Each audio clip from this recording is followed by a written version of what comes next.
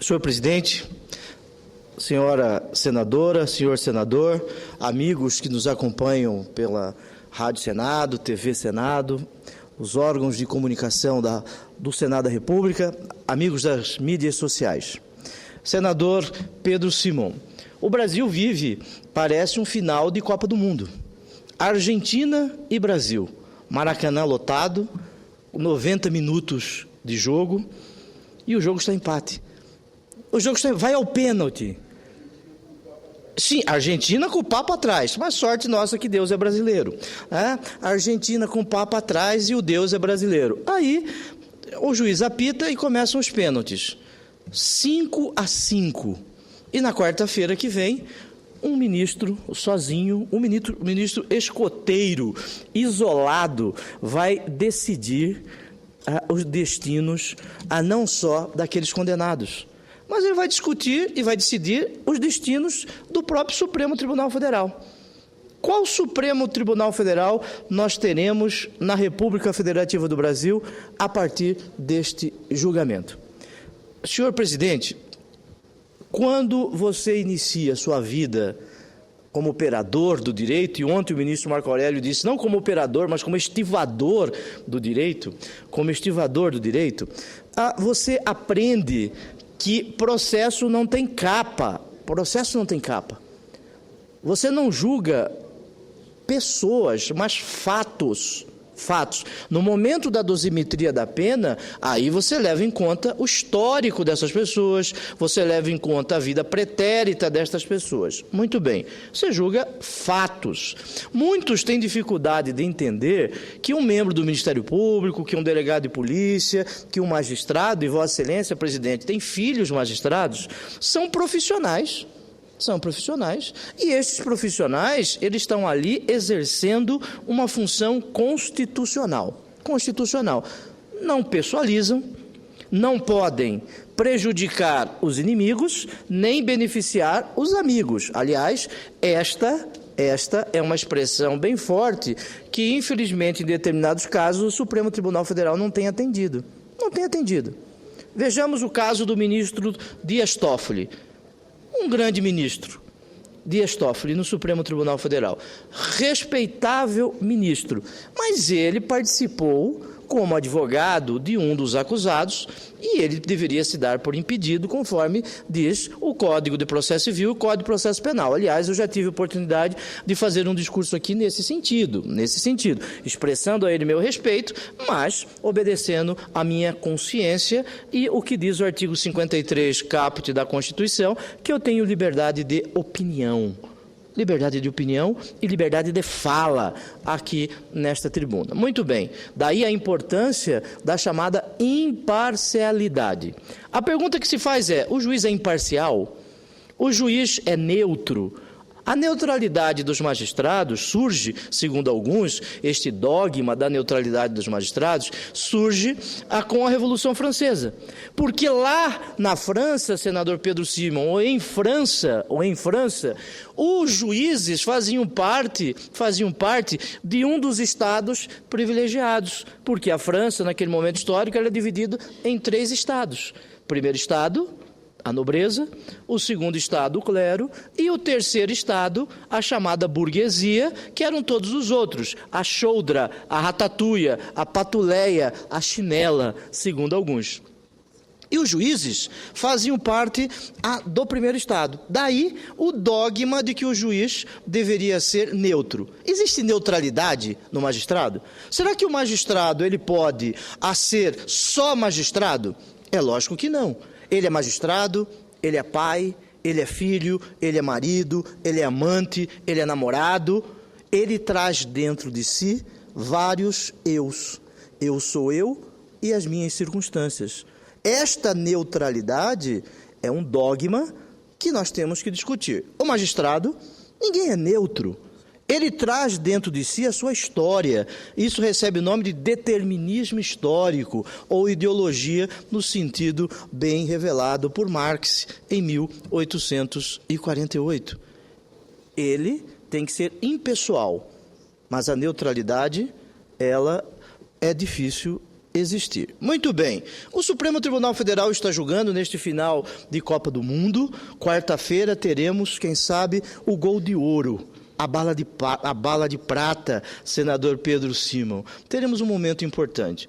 Cabem ou não os famigerados e famosos embargos infringentes?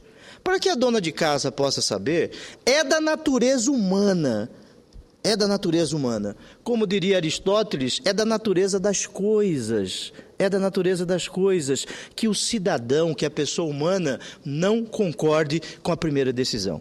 Por exemplo, o pai não permite que a filha vá a determinado evento. A filha não se contenta, ela vai pedir para a mãe.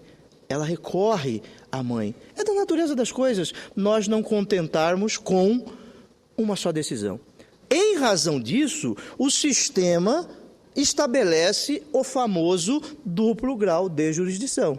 Porque é da natureza das coisas. É algo simples que precisa ser, senador Romero Jucá, por lealdade legislativa a Vossa Excelência, há 10 minutos atrás eu fiz referência ao seu nome. Muito bem. É da natureza das coisas o duplo grau de jurisdição. A Constituição, ela não estabelece de forma expressa o princípio do duplo grau de jurisdição. Alguns dizem que ele não é um princípio constitucional. Outros dizem que quando a Constituição da República estabelece a existência de juízes de primeiro grau, segundo grau, a Constituição, implicitamente, dela nós podemos retirar o princípio do duplo grau de jurisdição. E é bom que assim seja. Agora, no Brasil, nós não temos o princípio do duplo grau de jurisdição. No Brasil, nós temos o princípio do quinto grau de jurisdição. Eu não conheço nenhum país do mundo em que o cidadão possa recorrer tanto quanto no Brasil. Não conheço. Para que ele seja condenado de forma definitiva, ele precisa de anos. Muito bem. Ele é condenado em primeiro grau, aí ele recorre para o Tribunal de Justiça, o Tribunal Regional Federal, um dos dois, aí ele recorre para o STJ, aí do STJ ele vai para o Supremo Tribunal Federal, aí no Supremo Tribunal Federal é possível a revisão criminal, antes da revisão embargos de declaração, depois embargos infringentes, é possível tudo. Nós temos vários graus de jurisdição.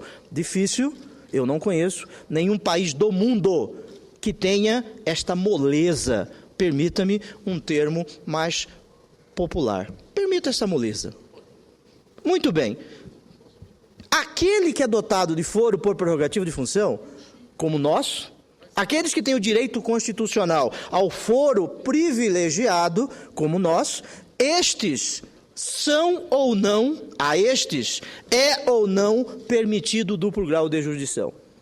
Se nós, senadores, de acordo com o artigo 102, inciso 1, a linha B da Constituição, temos o direito constitucional ao julgamento pelo Supremo Tribunal Federal, como os deputados, nós não temos o direito ao duplo grau de jurisdição. Porque é da natureza do sistema. Muito bem, mas o Pacto de São José da Costa Rica estabelece o direito ao duplo grau de jurisdição. Qual é a natureza jurídica do Pacto de São José da Costa Rica dentro do nosso sistema jurídico?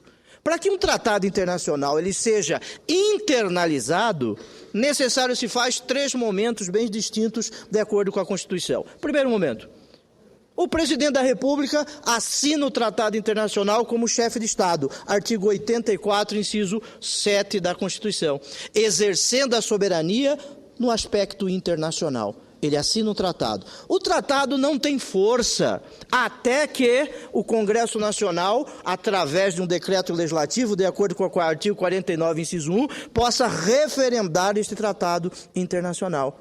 Aí o tratado internacional ainda precisa ser promulgado por um decreto do presidente da República, está no artigo 84, inciso 2 da Constituição. Muito bem, nós adotamos o chamado dualismo jurídico no Brasil. O Pacto de São José da Costa Rica, ele foi internalizado como lei ordinária. Com a emenda constitucional 45... e com uma decisão do Supremo Tribunal Federal, alguns tratados que têm por objeto direitos humanos como este, são normas supralegais. Estariam acima da lei, mas abaixo da Constituição da República.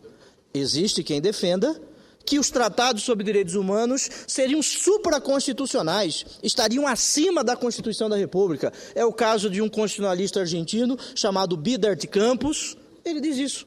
É o caso de uma grande constitucionalista paulista, Flávia Pelvezan, de um grande constitucionalista internacionalista do Estado de Mato Grosso, Valério Mazzuoli. Entendem que os tratados sobre direitos humanos seriam normas supraconstitucionais. Mas no Brasil, aqueles não recepcionados, de acordo com o quórum da Emenda Constitucional 45, são normas supralegais, não são normas constitucionais. E o tratado, o Pacto de São José da Costa Rica, não pode mudar a Constituição da República. Muito bem, entendemos, digamos que isso fosse possível, apenas para argumentar, e já passo a palavra ao senador Pedro Simo em instantes, digamos que, em homenagem a um entendimento mais alargado, fosse possível o chamado duplo grau de jurisdição no próprio Supremo Tribunal Federal, no próprio Supremo, através dos chamados embargos infringentes que estão a decidir no Supremo Tribunal Federal. Isto seria inconstitucional da mesma forma por ofender o princípio da isonomia. Por que ofender o princípio da isonomia, senador Pedro? Porque senadores e deputados federais condenados por unanimidade no Supremo Tribunal Federal não teriam direitos aos embargos infringentes. Só aqueles condenados por maioria de votos. Ofenderia o princípio da isonomia, como disse a ministra Carmen Lúcia. Muito bem, cabem ou não cabem embargos infringentes? Qual é a questão a ser resolvida? O regimento interno do Supremo Tribunal Federal, regimento que veio ao mundo num período escuro da nossa história, na época da ditadura, porque, portanto, ele é anterior à Constituição de 88, estabelece normas processuais. E a Constituição de 88 diz que normas processuais só o Poder Legislativo pode criar, porque é uma garantia fundamental do cidadão, decorre do devido processo legal, artigo 5º, inciso 53, não cabe a 11 ministros do Supremo Tribunal Federal, não cabem a eles tratar de norma processual. Daí, o regimento interno do Supremo foi ou não recepcionado neste particular? A dúvida é esta. Muito bem, a Lei 8.038 de 90, ela acaba com os embargos infringentes nos tribunais. Tanto que no Superior Tribunal de Justiça não existem embargos infringentes. E agora estão a dizer da existência de embargos infringentes no Supremo Tribunal Federal. Antes de conceder a parte ao senador Pedro Simo, eu quero cumprimentar o senador Oswaldo Sobrinho, ex-deputado estadual, secretário de Educação do Estado de Mato Grosso, ex-vice-governador do Estado de Mato Grosso e suplente do senador Jaime Campos, que hoje toma posse nesta casa. Seja bem-vindo, eu tenho certeza que Vossa Excelência continuará a honrar o Estado de Mato Grosso. Para minha honra, concedo uma parte à Sua Excelência, o senador Pedro Simo. Eu felicito Vossa Excelência e eu vejo com um profundo respeito o pronunciamento de Vossa Excelência. Em primeiro lugar, Vossa Excelência tem de cor na cabeça os códigos, as leis, os acordos, que eu fico realmente impressionado. E Vossa Excelência fala, o pronunciamento de hoje, exercendo uma função realmente impressionante. Vossa Excelência fala como senador da República. Mas eu diria que mais do que senador da República, Vossa Excelência fala como procurador e como membro do Tribunal Superior. Vossa Excelência se identifica com as três questões. Eu estava dizendo à senadora Ana Amélia que Vossa Excelência, antes de chegar aqui, exerceu a procuradoria. E não exerceu nem advocacia, nem coisa nenhuma, nem política, nem nada. Então, Vossa Excelência, quando entra, que nem hoje, Vossa Excelência talvez nem esteja se lembrando que é senador, está se lembrando do tempo em que, como procurador, fazia isso. E Vossa Excelência teve uma atuação impressionante. Botou na cadeia, botou algemas em pessoas importantes, teve coragem. Vossa Excelência, eu tenho dito e repetido isso, Vossa Excelência era procurador, cargo vitalício. Numa eleição, fizeram lá uma pesquisa, Vossa Excelência tinha 2% de votos para senador da República. O senador, o ex-governador Maggi, era o dono do Estado, quer dizer, tinha feito duas administrações, uma melhor do que a outra, então se dizia, e Vossa Excelência renunciou, não é se licenciou, renunciou uma carreira vitalícia para se candidatar com 2%. Informação que eu tenho, nem sei se Vossa Excelência vai confirmar, é que a mãe de Vossa Excelência levou tempo para lhe perdoar, dizendo que você não podia fazer isso. Não, mas eu vou advogar. E aí a sua mãe respondeu, mas como vai advogar? Tu, como procurador, tem que estar correndo com 3 caras que querem te matar, e matar tu deixando de ser procurador, andando por aí sozinho, o que vai acontecer contigo? Vossa Excelência saiu, ganhou, uma vitória espetacular, e está sendo aqui realmente alguém que merece respeito. Eu só não avanço o sinal, mas não tem nenhuma comparação. Eu também gostava do Demóstenes, e o Demóstenes foi a primeira vez, assim mesmo, que eu botei a mão no fogo e, se dependesse do meu pensamento, estava com a mão queimada. Do meu também. Do meu também. Mas Vossa Excelência tem esse tom. Eu acho muito importante o pronunciamento de Vossa Excelência. E acho que os senhores ministros deviam analisar o pronunciamento de Vossa Excelência. Analisar com profundo conteúdo e com profundo respeito. A figura desse juiz, o decano, é muito importante. Alguns acham, porque ele deu um voto em determinado momento, tão tranquilo como o voto de quarta-feira. Eu não acredito que seja assim. Eu acredito que um juiz, e aí que eu queria ver, e o sentido do meu aparte é exatamente esse, um juiz da autoridade, do gabarito, que está lá há 20 e tantos anos, 24, e que tem o respeito, a credibilidade toda, não pode basear na base de um julgamento que era numa situação, não, eu tenho que manter, não, ele tem que ver a hora que nós estamos vivendo, sentir a hora que nós estamos vivendo. E, na verdade, o destino é isto. O destino é isto. Muita gente diz que Tiradentes não foi o herói da independência. É que os caras precisavam um nome, quando fizeram a República, para fazer, desenvolver, criar um líder, e aí é que Tiradentes foi. Hoje nós estamos num momento desses. Ele pode ser realmente o herói do Supremo, porque ali, na quarta-feira, vai começar. Ou mudamos todos o Supremo e todo mundo vai ter que ir atrás. Ou se o Supremo voltar, vamos começar tudo de novo? Todo mundo vai começar tudo de novo. Eu faria um apelo, tenho rezado por esse ministro, que é um homem de bem, que é um homem respeitável, mas que ele pense muito, muito, muito, muito no futuro desse país. Não, ao contrário do outro ministro, o novato. O novato. O novato chegou lá e disse, eu achei a coisa mais fantástica. Não, mas estão querendo a multidão. Eu não voto com a multidão, eu voto... Aí, pergunta para algum cara da multidão. O teu pai está sendo julgado, o que tu acha que eu vou fazer? O teu filho está sendo julgado. E eu respondi por mim. Meu pai está sendo julgado, meu filho está sendo julgado, eu já não penso mais nada, eu penso no meu pai, eu penso no meu filho. O meu voto não vale, o meu pensamento não vale. O Código de Processo Civil e Penal, e Código de Processo Penal diz que o pai não pode julgar o filho não pode julgar o pai, porque é da natureza das coisas. Isso aí. O pai proteger o filho. E o ilustre ministro tentar isso como exemplo. Quer dizer, eu não voto com a multidão, eu voto com o pai e dizer, olha, o teu filho está sendo julgado, como é que tu quer que eu vote? Muito obrigado, senador Pedro. Antes de conceder a palavra à senadora Ana Amélia, Vossa Excelência diz que eu tenho os códigos na cabeça. Isso me fez lembrar um professor que dizia o seguinte, quem decora artigo é um de 3 caminhos. Ou está preso, porque está preso o preso que ali está decorando artigo. Ou não tem o que fazer, ou é louco. Ou é louco. Quem decora? Quem decora? Para minha honra, concedo uma parte a Sua Excelência, a senadora Ana Amélia. No seu caso, o professor estava muito equivocado.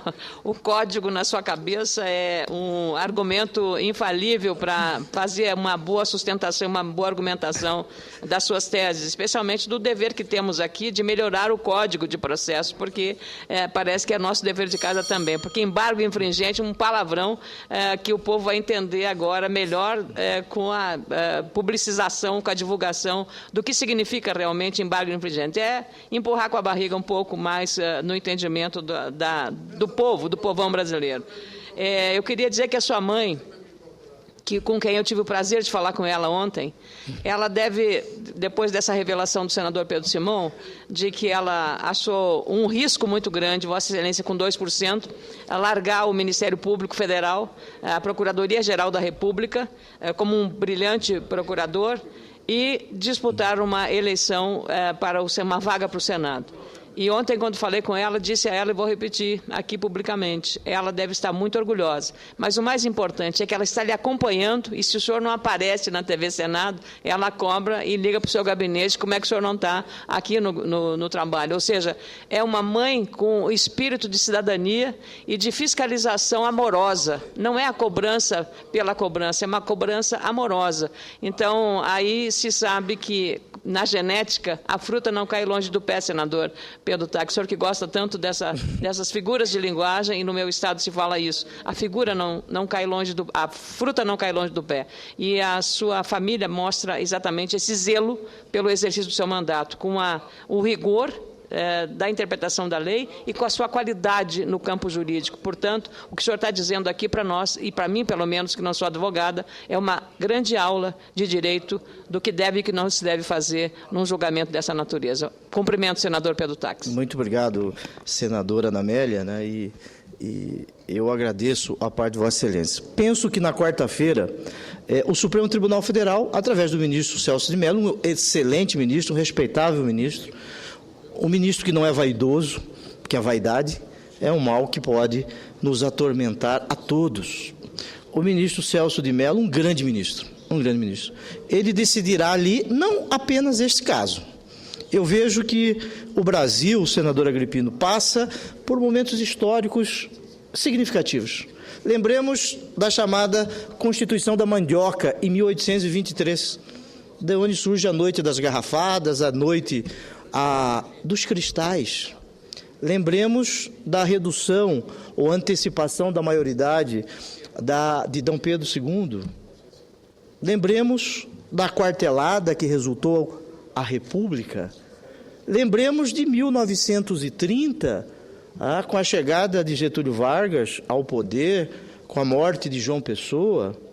Lembremos, senhores, de 1946, a Constituição mais independente que nós tivemos. Lembremos da morte de Getúlio Vargas. Morte que sai da vida e entra para a história. Lembremos que, agora há pouco, eu e o senador Pedro Simão estávamos discutindo sobre aquele momento. O inquérito da Rua Toneleiros, o atentado ao Major Vaz. Era major? Muito bem. Lembremos de Carlos Lacerda, dizendo mar de lama.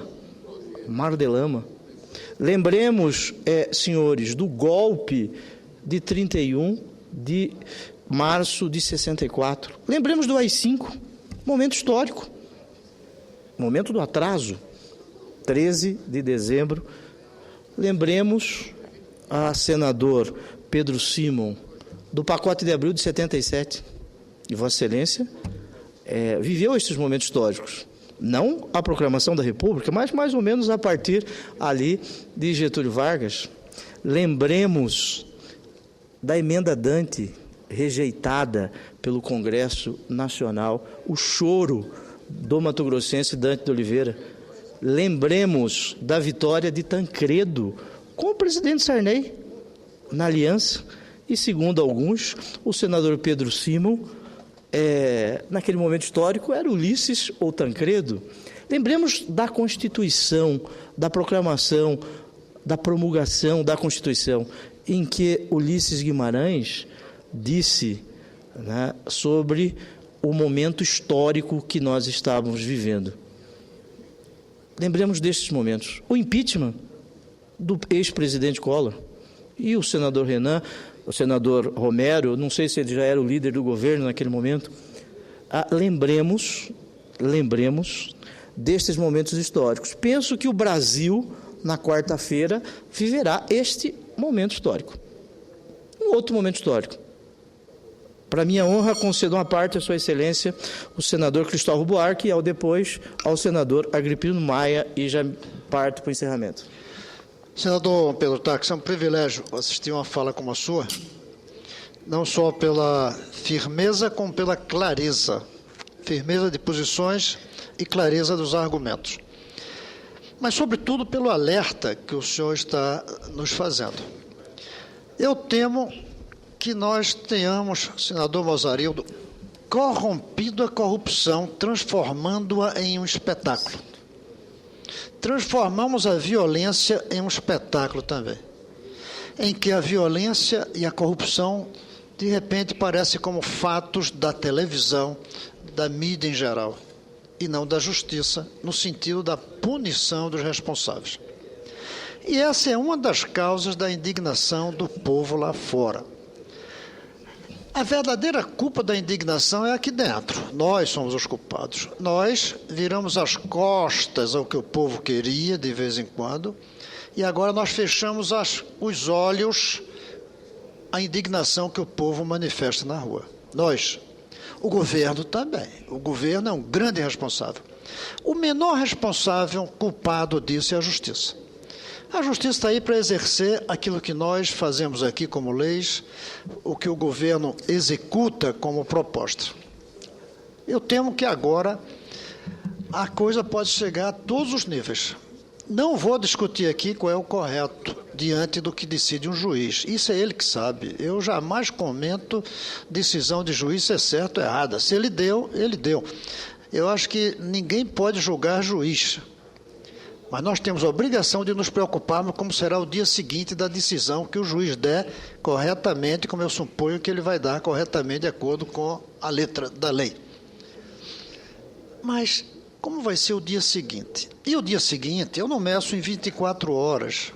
Eu meço nos 20 anos que vem daqui para frente, em que nós perdemos a capacidade de fazer um casamento entre as lideranças e o povo, entre o Estado e a nação. Hoje há um divórcio. O Estado não está casado com a nação. Os líderes não estamos casados com o povo. E, diante disso, os riscos são muito grandes. Quando a população percebe esse descasamento, ela é capaz de fazer qualquer coisa, inclusive aquilo que vai contra até eles próprios, no primeiro instante, pelo caos que possa ser gerado.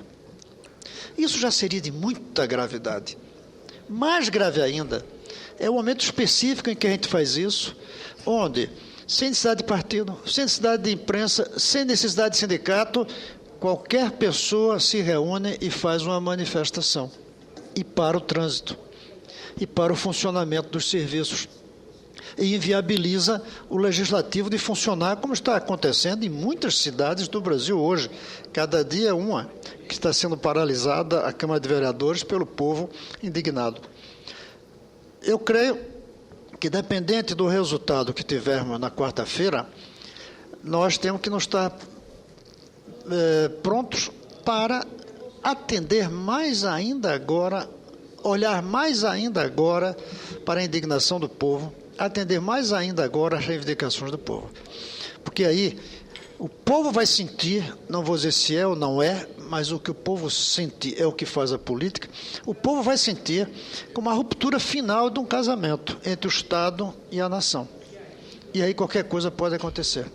E nós aqui somos os líderes, ou deveríamos ser. Não estamos sendo, na verdade. Tenho dito aqui, e quando eu digo nós, é nós mesmos, sem ninguém de fora. Nós, aparentemente, não estamos à altura do momento histórico que nós vivemos. O senhor citou aí diversos momentos históricos importantes. Em alguns desses, tinha alguém à altura de tentar conduzir o processo, convencer o povo. Em alguns não teve. E aí o que aconteceram foram tragédias, como a gente viu, do ponto de vista da usurpação do poder, do autoritarismo, por falta de condução dos líderes democráticos. Hoje eu temo que nós não estejamos à altura do momento histórico que o país atravessa. O povo foi mais rápido e usou os instrumentos que eles têm disposto, como a internet, mais rápido do que nós aqui estamos agindo. Ou seja, quando os líderes ficam para trás, o povo só volta aos olhos se for para atropelá-los, pisá-los. não para acompanhá-los, porque eles ficaram para trás. Nós estamos para trás. E se não reconhecemos isso, não vamos conseguir dar o espaço necessário para irmos outra vez, como é nossa obrigação de líderes, para frente. Seu discurso alerta todos nós para isso, com a diferença da minha fala, porque o senhor dá substância à sua análise do ponto de vista jurídico. Parabéns, senador Tax, e era bom que a gente tivesse mais discursos como esse seu, nos alertando, todos os dias nessa casa. Muito obrigado, senador Cristóvão, vindo de Vossa Excelência, que, aliás, é um dos motivos de eu estar na política, eu quero dizer isso, de estar no PDT, o partido que Vossa Excelência muito honra. Vossa Excelência falou da diferença entre Estado e nação. Estado e nação. Nós que seguimos uma cultura jurídica romano-germânica, para nós, Estado é diferente de nação. Estado é uma sociedade política com povo, com território, com objetivos. Diferente de nação. Nação é um conjunto de pessoas ligadas por traços históricos, traços culturais, traços linguísticos. Existe um livro bem interessante chamado Os Virtuosos, que conta a história dos 3 primeiros presidentes civis do Brasil. E eles buscavam naquele momento, juntar o Estado à nação, diversamente do que ocorreu nos Estados Unidos. Lá nos Estados Unidos da América, o sentimento de nacionalidade é maior do que o nosso. Aqui, infelizmente, em um determinado momento histórico, nós perdemos as relações entre a nação e o Estado. Entre a nação e o Estado. Precisamos recuperar este momento. A nação é mais importante do que o Estado. Porque quando você fala em nação, você está falando em povo, você está falando em cidadão, você está falando em gente, você está falando em indivíduo, aquele que não pode ser dividido sob pena de perder a sua substância. Você está falando em indivíduo. Aí é nação. Daí, todas as nossas constituições trataram do Estado antes da nação, antes do povo, antes do cidadão, diversamente da Constituição Cidadã, que trata o indivíduo antes do Estado. Por isso, no artigo 5º, fala em indivíduo, e depois no artigo 44 fala em legislativo, no artigo 76 em executivo, no artigo 92 em judiciário, porque aí começa no título 4 a organização do Estado. A nossa é uma Constituição cidadã, porque ela busca a nação, tratar o indivíduo com dignidade. Concordo inteiramente com Vossa Excelência. Concedo uma parte ao senador Agripino, ou depois ao senador Pedro Simão. Senador Pedro Tax, eu hoje de manhã, logo às 9 da manhã, dava uma entrevista para uma rádio de Pernambuco, JC News, eu nem conhecia. E o assunto, claro, foi o meu pensamento com relação ao que vai ocorrer na quarta-feira no Brasil. E eu dei minha opinião. Mas eu vinha no carro agora, dirigindo o meu carro, e vinha ouvindo o discurso apropriado de Vossa Excelência. Consistente, do ponto de vista jurídico, profundo, dando a sua opinião pessoal de cidadão e de senador. De senador e de cidadão. O que aconteceu agora na questão do deputado Donadon? Do ponto de vista da técnica legislativa, o presidente da Câmara fez aquilo que ele julgava processual. E o que aconteceu indignou o país. Rapidamente, a Câmara procurou consertar e nós, que já vínhamos na nossa escalada de providências, aceleramos o passo para dar satisfação à sociedade. Aquilo que ocorreu ontem no diálogo, no debate entre Marco Aurélio e Barroso. Barroso disse, eu não vou julgar para as multidões. Marco Aurélio imediatamente disse, não, eu não. Eu sou pago pelo contribuinte. Ele não disse nesses termos, mas sou pago pelo contribuinte. Eu devo consideração, respeito e atenção ao que pensa o cidadão brasileiro. O direito sim, mas a resposta, a consideração à sociedade, fundamentalmente. E é isso que está ocorrendo. No caso do Congresso, a bobagem feita com o caso Donadon produziu no seio dos congressistas, senadores e deputados uma ação imediata em preservação das instituições e respeito à sociedade. Mas, fundamentalmente, uma posição que preservasse o conceito da Câmara e do Senado. Se o caso Donadon é um caso asqueroso, um caso que merece repúdio e não o deve, cabe aos deputados e senadores que têm vida limpa tomarem providências para preservar as instituições que vão se manter. Amanhã, Vossa Excelência e eu não seremos mais senadores, mas o Senado da República continua com as suas prerrogativas e com as suas obrigações. É o nosso dever proteger as prerrogativas e a credibilidade da instituição. E nesse momento o que está em jogo é a credibilidade de uma instituição chamada Justiça. O que está na boca do povo é: esse Brasil pune ou não poderoso? Pune ou não? O que vai ocorrer na quarta-feira é a resposta a essa questão na sociedade. É aquele diálogo rápido entre o ministro Barroso e o ministro Marco Aurélio. Não é que vá julgar para a multidão, não é isso, mas é o respeito por um sentimento sedimentado da sociedade. O julgamento já aconteceu, as penas foram aplicadas. Há um argumento poderoso o STJ não tem embargo de infringência, quem tem é o Supremo Tribunal Federal. E aí, como é que fica? Um tem e o outro não tem. Uma julga as últimas causas constitucionais e as outras as infraconstitucionais. Uma já eliminou um grau de recorrência e a outra não. Não há dúvida. E vai se basear a frustração da sociedade em cima desta dúvida.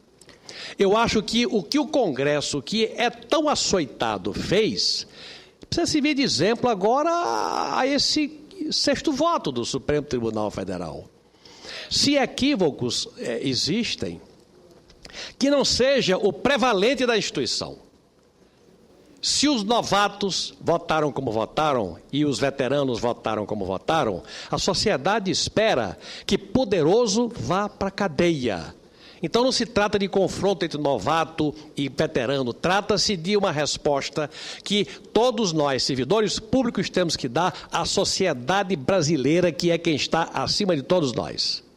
A não ser que se queira a multiplicação dos movimentos de rua, que agasalham os baderneiros, que são o lado enviesado disso tudo. Eu tenho e disse, hoje está no jornal O Globo, eu tenho uma opinião. Senador Pedro Táxi, Vossa Excelência é o que eu nunca fui. Vossa Excelência é do Ministério Público, é julgador, teve a oportunidade de decidir em juízo, suponho eu, a vida ou o destino de pessoas. Eu assisto nos TREs, pelo menos do meu estado, julgamentos de, por exemplo, a cassação de fulano de tal. Deputado, senador, prefeito ou governador? Prefeito. Prefeitinho. Prefeito. O prefeito teve 52%, 53% dos votos. E vai a julgamento por acusação A, B ou C, e o julgamento empata 5-5. É frequente eu ouvir a decisão do último voto, que é do presidente, dizer há razões para um lado e para o outro, em favor e contra. Pelo direito, as coisas estão empatadas. Eu vou respeitar o sentimento da sociedade e do eleitorado que, pelo voto majoritário, deu o mandato a este cidadão. O meu voto é pela preservação do mandato dele, em respeito à sociedade, tendo em vista que, do ponto de vista da lei, há agasalho para uma tese e para outra tese. Por que não pensar assim neste sexto voto, que é neste momento e vai ser todo este fim de semana a preocupação fundamental do Brasil? Com os meus cumprimentos, a manifestação de Vossa Excelência, que dentre nós é o mais preparado do ponto de vista jurídico para emitir opinião sobre temas como este, quero me associar à sua preocupação, que é neste momento a preocupação do Brasil. Muito obrigado, senador Agripino. Eu quero dizer a Vossa Excelência que, neste caso que o Supremo está a julgar, penso que os ministros tenham que lembrar um filósofo católico que dizia o seguinte: nós não temos nada contra o pecador, nós devemos ter contra o pecado. O acusado pode ser José, pode ser Maria, pode ser Pedro. O acusado não interessa. Agora, para acusados mais importantes, é possível embargos infringentes. Para o prefeitinho, como diria o ex-senador Monsanta, lembremos dele? Para o prefeitinho, que é julgado no Tribunal de Justiça e no Tribunal Regional Federal, não tem embargos infringentes. O direito penal não pode ser igual à teologia da libertação, que fez opção pelos pobres. O direito penal, ele tem que sair da senzala e entrar na casa grande. O direito penal tem que ser feito desta maneira, não através de categorias sociais. Mas, não é isso que eu estou a defender, mas o direito penal tem que ver o fato. E os fatos foram debatidos 50 sessões no Supremo Tribunal Federal. 50 sessões. Agora imaginemos, se o Supremo permitir a existência dos embargos infringentes, nós teremos o julgamento recomeçado. Será sorteado um novo relator, um novo revisor, nós teremos outras sessões no Supremo Tribunal Federal. Quem sabe em 2015 o Celso de Mello já se aposentou junto com o Marco Aurélio, porque a aposentadoria dos dois já se avizinha. Aí nós teremos novos ministros indicados para o Supremo Tribunal Federal. O julgamento não termina.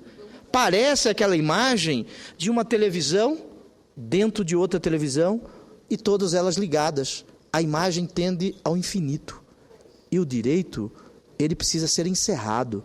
Alguém precisa errar por último. Por isso o sistema precisa de um encerramento. Precisa de um fim. Daí a existência de tribunais superiores. Daí a existência de recursos que devem ser julgados e a não existência de recursos, determinados recursos em tribunais superiores. Vossa Excelência está coberto de razão. Concordo com Vossa Excelência. O julgamento, ele precisa ser encerrado porque é do sistema. Não é possível o mesmo julgamento recomeçar com novos ministros.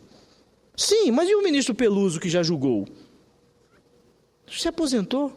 E o ministro Carlos Aires Brito? Já se aposentou. Quem sabe em 2015 dois novos ministros se aposentem e nós teremos dois novos. E quando vai terminar esse julgamento? Ele não vai terminar nunca. Concedo uma parte ao senador Pedro Simon. Só para dizer, os 3 novos ministros, o último, foi que decidiram. Os 3 que não tinham participado, indicados pela presidenta, foram os que decidiram e mudou o julgamento do Supremo. Sim. Uma vez perguntaram ao presidente de plantão, Médici, o que ele achava do pensamento do povo na rua, uma multidão pensando isso aqui. Ele respondeu: eu não dou nenhuma influência ao pensamento do povo na rua. Eu penso comigo e com os meus auxiliares. Aí foram falar com o doutor Ulisses, presidente do MDB. O que ele achava da manifestação do povo na rua?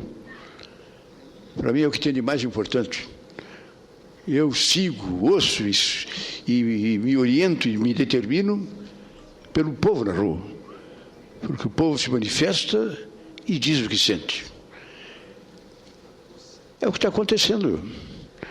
Não há dúvida nenhuma hoje que nas universidades, nas faculdades de Direito, nos debates da OAB, por tudo que se anda, há um sentimento de que chegou a hora, de que chegou a vez.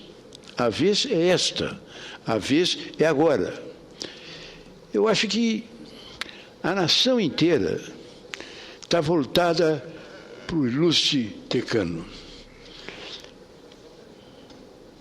Eu vi até com muito respeito a sensibilidade, a tranquilidade com que ele fala, dizendo que não tem nenhuma preocupação com pressões, que ele está tranquilo. Eu acho correto. Agora, o que eu acho que tem que ser analisado por ele, na minha opinião, é que ele tem que analisar o contexto que nós estamos vivendo hoje. Lá, 1 ano, 2 anos atrás, que ele deu um voto naquela circunstância, ele não pode ser escravo daquela decisão e tem que ficar naquilo na hora e no momento que nós estamos vivendo hoje.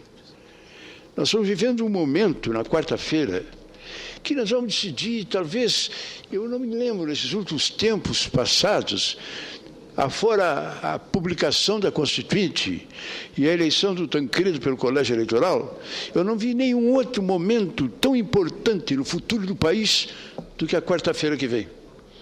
Porque a quarta-feira que vem será, eu diria, a redenção do Supremo. E junto com o Supremo, nós vamos atrás, buscando o mesmo caminho, nos cobra, nós temos que seguir. Nós não temos como o Congresso Nacional deixar de seguir o rumo determinado pelo Congresso Nacional. Agora, nós passar o ano que vem repetindo e com muito mau gosto as coisas que já aconteceram, misturar o ano que vem com a repetição de tudo de novo. Um ano eleitoral é a catástrofe. E sobre tudo isso vai pesar a figura do relator. O voto dele vai ser nesse sentido. Por isso, eu acho que a nação, nesse momento, deve fazer um apelo à meditação do relator. Claro que ele, com a sua personalidade, com a sua seriedade, com a sua integridade, que todos respeitam, é um homem que tem 20 e tantos anos de Supremo. 24. E até hoje todos reconhecem o seu respeito e a sua seriedade. E diga de passagem, inclusive, os seus votos, as suas manifestações foram as mais acres com relação aos réus, as mais duras. Ele foi afirmativo no sentido de que é um absurdo o que está acontecendo, pessoas que tinham a obrigação de olhar para a pátria fizeram essa mancha dolorosa na nossa história. Ele tem que refletir. Eu acho que ele não é escravo de uma manifestação naquele lugar, mas é como diz, o homem é ele e as suas circunstâncias. Ortega y Gasset. É ele e as suas circunstâncias. E agora, nesse momento, na quarta-feira, é exatamente isso. E se esquece do 5-5, se esquece de tudo. Vai ser ele. Suspendeu, é o homem que fez o que tinha que fazer, o Brasil caminha rumo ao futuro. Ou ele manteve. E nós vamos ter um repeteco doloroso, e o ano que vem será um ano, Deus me perdoe, mas dos piores que a nação já aconteceu. Muito obrigado, senador Pedro Simon. Eu encerro, senhor presidente, dizendo que alguns dizem, senador Cristóvão, que não existe novidade. O que existe é uma parte da história que nós não lemos. Não existiria novidade. Existe uma parte da história que nós não lemos. O Brasil viveu momentos históricos e penso que na quarta-feira teremos um outro momento histórico. Temos que nos recordar também que pessoas estão sendo julgadas, sentimentos serão julgados. Existem sentimentos. Daí a sentença vem de sentir, que o juiz põe no papel o que ele está a sentir, daí sentença. Este momento histórico é significativo para a República. Muito obrigado, senhor presidente.